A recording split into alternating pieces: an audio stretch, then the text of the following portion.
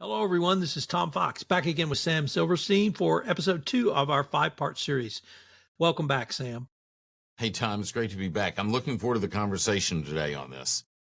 Sam, I'm very excited about this episode because this is one of the areas I've seen you exhibit the most passion, and that's about the role of leadership in cultural transformation.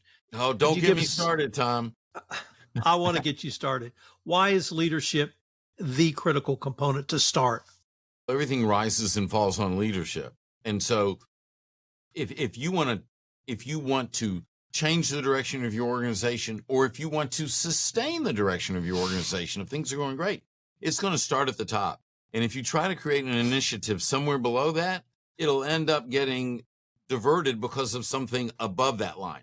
And so when senior leadership says that culture is the most important thing to us, and we're going to protect and defend our culture, or in the case of an organization that needs to have a culture overhaul or a makeover, when senior leadership is behind it, then what happens is that change is implemented, and then we see the results. Every time we've worked with an organization, Tom, and they've had okay results or they haven't done really well, versus the times where those organizations have created these amazing cultures, polished things up, and are just flying sky high, the difference has always been the senior leader. We're giving the same advice, we're analyzing the same challenges, but it's the senior leader that determines the success or failure of that initiative. Sam, there's a level above senior management called the board of directors, and the role of the board is different than that of senior management. But how would you advise a board of a company who's had a catastrophic cultural failure of number one, their role, and number two, what they might say to management? Is it simply fix this, or is it something more? You know, I've sat in a lot of board meetings over the years. One of the most impressive board meetings I ever sat in was a bank. That particular board meeting was they were presenting the strategic plan. Their strategic plan had 9 points. 9 points. The first point on the strategic plan was protect and defend the culture. This particular organization had created over the years an amazing culture, one that allowed them to attract the best and retain the best people, one that made them profitable year in and year out. Even during recessions, even when times of trouble, the value of their organization went up, and it was all attributed to their workplace culture. The board understood the importance of maintaining that culture. And so, in an organization that's looking to make a change or a turnaround or or fix problems that have been created, if the board is committed to a better culture, then everyone else will be committed to a better culture. If the board is willing to accept less than excellence, then that's what they're going to get. So the board has to put the stake in the ground and say, we want the best culture. And not only that, we want a culture that prioritizes safety, or we want a culture that prioritizes ethics. We want a culture that prioritizes valuing people. All of those things, not one over the other, all of those things. Then they, as a board, they hire the senior exec who can implement that culture, who will believe in it and will drive it. And when the board is on board and they have the right exec in position, and this is what they truly believe, meaning their actions align with their words, then they'll get those results. But if you're not starting at the very top, as you said, the board, then it's going to be very difficult to get the results. Sam, how do you see the difference in leadership between a belief in quality and compliance versus a focus solely on the financials? So, I mentioned a second ago, action follows belief. It's real simple. There's a lot of rhetoric out there. We've seen leaders that go, our people are what make this organization great, and they say this stuff because they might believe it. They might think they believe it, but they're just putting it out there. And the reality is all they want to do is maximize that bottom line and get the share price as high as it can be this quarter, because they've got stockholders, shareholders, a board of directors to account to, and they're not willing to stand up and say, you know what? We're not going to maximize our stock price this quarter or even next quarter, but we will over the next 3 years, because this is how we're going to build our workplace culture. And so you have to be committed to something that you believe in. and willing to go back to back in a dark alley and fight for it. And when that's a culture that emphasizes quality, ethics, valuing people, and when that's what you're willing to fight for, I'm telling you, the bottom line will follow that, because if you focus on your people will focus on the bottom line because they know you have their back, they're going to have your back. Sam, you mentioned several times the senior management. I'm just going to say the CEO.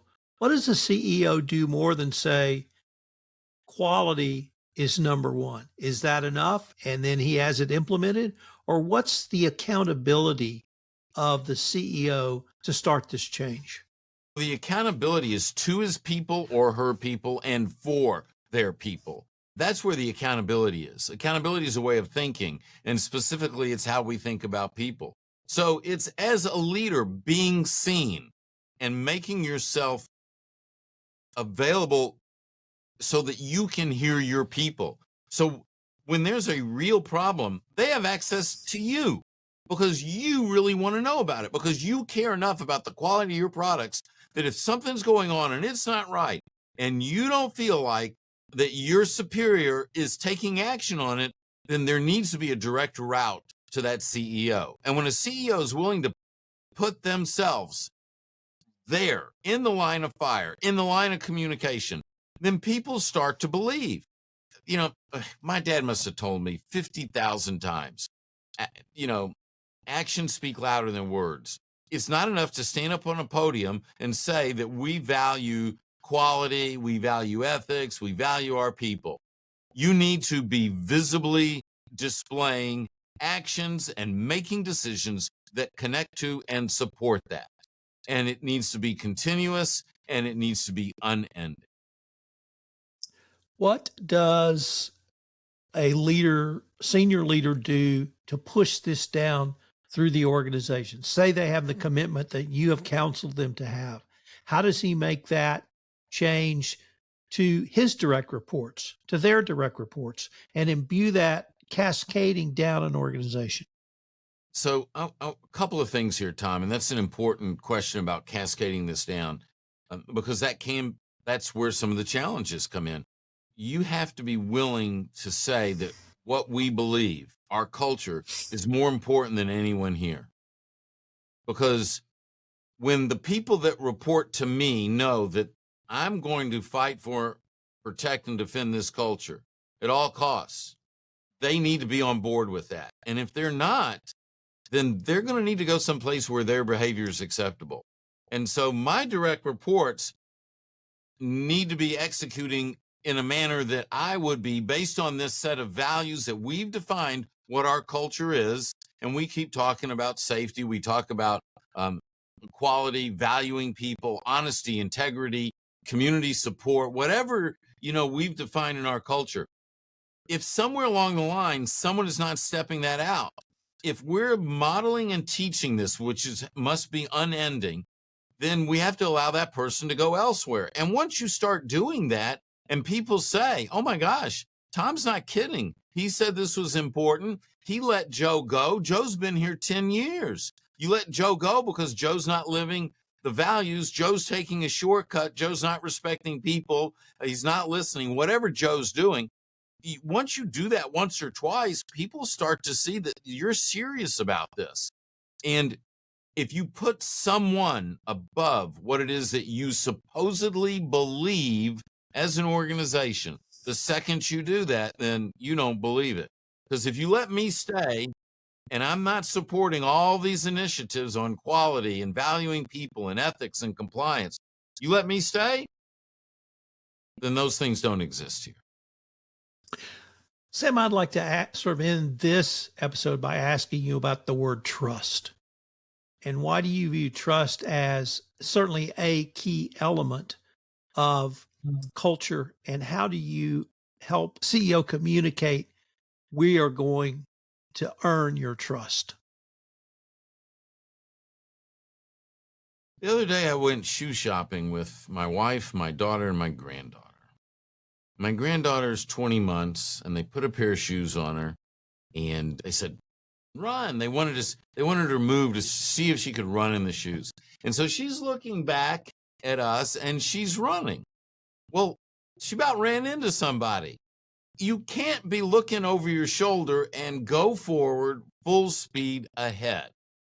And it's not until your people can focus on what's in front of them, meaning they don't have to look over their shoulder because they don't trust you, that they can go full speed.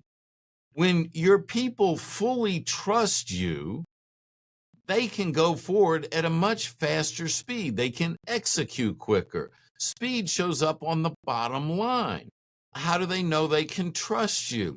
They don't know they can trust you until your actions prove to them without a doubt that you've got their back, that you're committed to them. When they believe that you're committed to the bottom line, that's okay. But when they believe that you're committed to them, that's when you will earn their trust. That's when they will be able to move forward at a faster pace, being more productive, being higher level of engagement, and that's when the bottom line is going to shine. Sounds almost like that's when the magic would happen. Exactly.